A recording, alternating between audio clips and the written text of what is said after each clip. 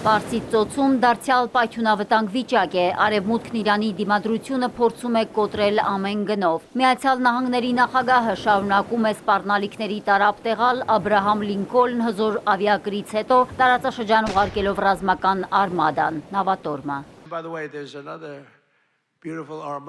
Կա ևս մեկ գեղեցիկ արմադա, որը հենց հիմա լողում է դեպի Իրան։ Հուսով եմ նրանք գործարք կկնքեն, համաձայնության կգան։ Աբրահամ Լինքոլն ավիակրի վրա կարող է տեղակայվել մինչև 90 ռազմական օդանավ և ուղղաթիռ։ Ռազմանավերից բացի ամերիկյան արմադայի խմբում ներառված են նաև 3 էսկադրային ականակիրներ, որոնք հագեցած են Թոմահոք թևավոր հրթիռներով։ Տարածաշրջանում Միացյալ Նահանգներն ունի 8 մշտական և 1 տասնյակից ավելի ժամանակավոր ռազմաբազա։ Անձնակազմի թիվը կազմում է 40-ից 50 հազար։ Միջազգային մեդիան ենթադրում է, եթե ռազմական ուժն արդեն ամբողջացվել է, հարվածը կարող է տեղի ունենալ արդեն այս շաբաթվա վերջին։ Թեպետ 100%-ով կանխատեսել գրոհն անհնար է, քանի որ Թրամփն անկանխատեսելի է։ Նոր արմադան չի կարող ազդել Թեհրանի որոշման վրա, հայտարարել է Իսլամական Հանրապետությունը։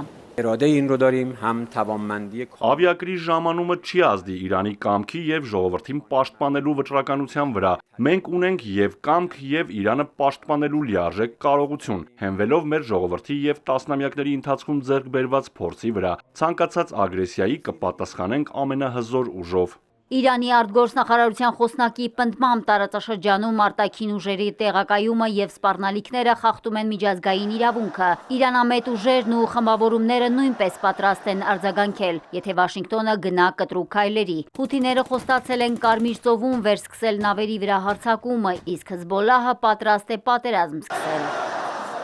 Մենք վերահաստատում ենք մեր աջակցությունն Իրանի առաջնորդ Այաթոլլահ Ալի Խամենեիին և Իրանի ժողովրդին։ Մուսուլմանները չեն կարող անտարբեր լինել։ Երբ Թրամփը կամ որևէ մեկը սպառնում է առաջնորդին, նրանք սպառնում են միլիոնավոր մարդկանց, բոլոր մուսուլմաններին։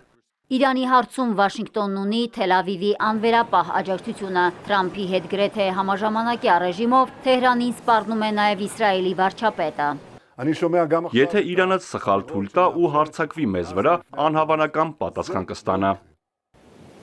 Իրանի սահմաններին մոտ ուժի ցուցադրությանը զուգահեռ Միացյալ Նահանգները մերձավոր արևելքում զորավարժություններ է սկսում։ Սպիտակ տան ղեկավարը միաժամանակ հիշեցրել է, Իրանի պաշտոնյաները բազմիցս ազդանշան են տվել, որ պատրաստ են բանակցության։ Անկարան ողջունում է բանակցային տարբերակն ու խորհուրդներ տալիս Վաշինգտոնին։